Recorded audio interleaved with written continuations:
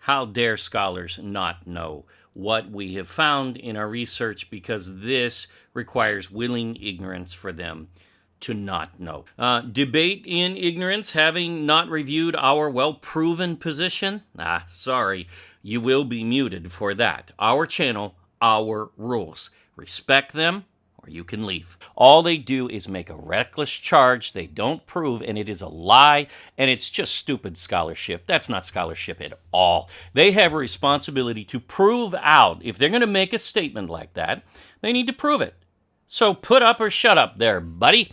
The scribal tradition is very clear, and scholars know this. They just ignore it with all of these other texts that they don't want to accept in their Pharisee canon, which is the canon they've accepted at this point, because they're oblivious to who Pharisees even are. They listen to the Pharisees. They read the writings of the Pharisees as if they're scripture, and that's stupid. That's not scholarship. It's dumb.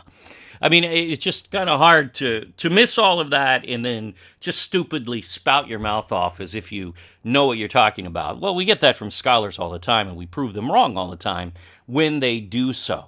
There are some that actually prove things out. I mean, we've seen Dr. Michael Heiser really prove some things that really, in fact, have gone against the scholarly community in thought. And but he does so eloquently, and, sometimes he does it really, really well. And you got to respect that, got to love that. We don't agree with a lot that he says, but he does have a good method at times. He forgets that method often and just follows along with the paradigm as well, and that's when we have major issues. Well, there are even those truly inept scholars who even make that assertion, but that's the exception. Most of them would not, that we've seen and read. You would think this would be so easy for scholars, yet they really, really mess this up, and they're so hesitant. They just try to stay away from this. They don't want to commit to Enoch as scripture. Well, you know what? Grow a backbone and learn how to take a stand. How about that? And research properly.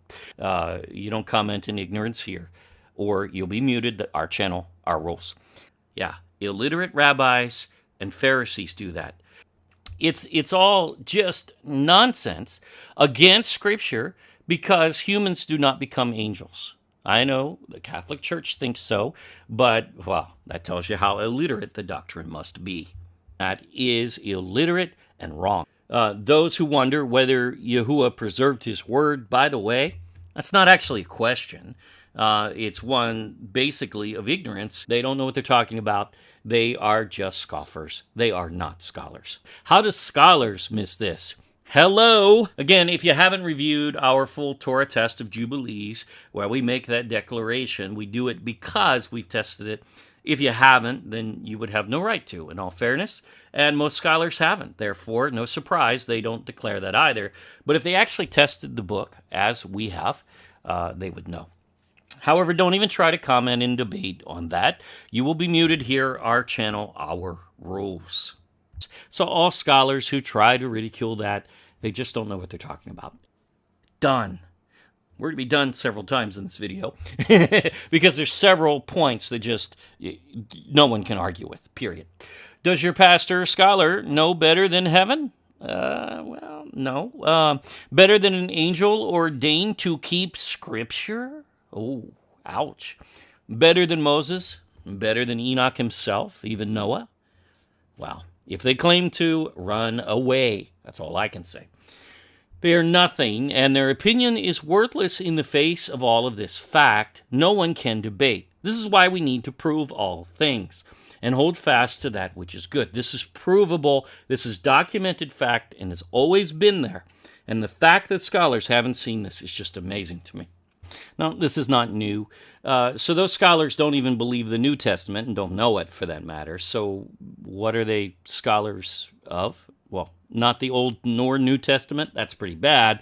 They're not scholars of the Bible. That's what it's saying. So Enoch has a second witness. Got that? Are you? No. Is your pastor? Well, no. Was any scholar who wrote the Google blog that comes up first, second, and third in Google searches for such, that claims a Pharisee wrote these books. That's illiterate ignorance. It's just, he was not there, right? He's just plain stupid. And yet he makes an assumption he can't make, and he's ignorant of so much of Scripture and all of the documentation, willingly so. So this is not a mystery, folks, but a consistent history no one can actually dispute. Now, on this, even R.H. Charles, the scoffer, claims, well, maybe it's a corruption. Maybe he actually meant the 500th year of the life of Noah because that's, maybe when he learned about the flood, maybe makes more sense. And no, it doesn't. That's illiterate. It's unfounded. And let's just be clear on this.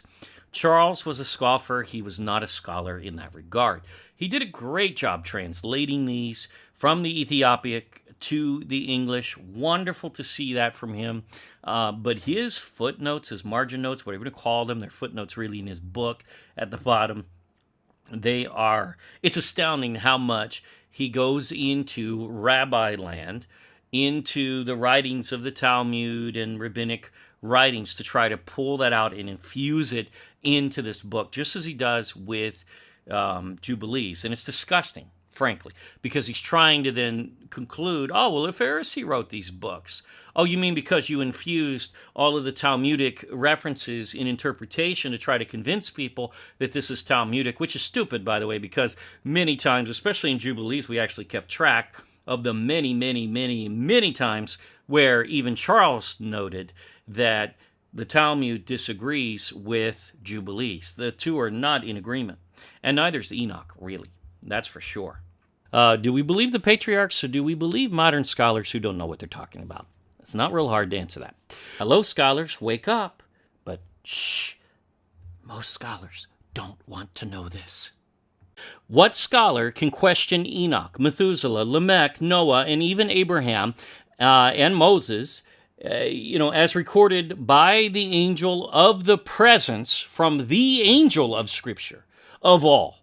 When said scholar produces their credentials that place them above these patriarchs, well, we'll give them a say. How about that? And we could care less what any rabbi, Pharisee, modern scholar, or whomever has to say about it. I mean, are we crazy? Yes, is the answer. Indisputably.